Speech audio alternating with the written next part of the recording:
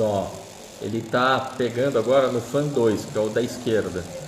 E agora o fan 1 liberou. Engraçado. Eu colocando a mão aqui, eu sinto tripidar, ó, mas ele tá tripidando. Normalmente, aqui ele fica em 7.000, ó. Agora tá desse lado aqui. Eu mexi no computador para ver o serial number. E ele, ó, agora tá pegando muito. Ó, caiu, ó, rotação para 500.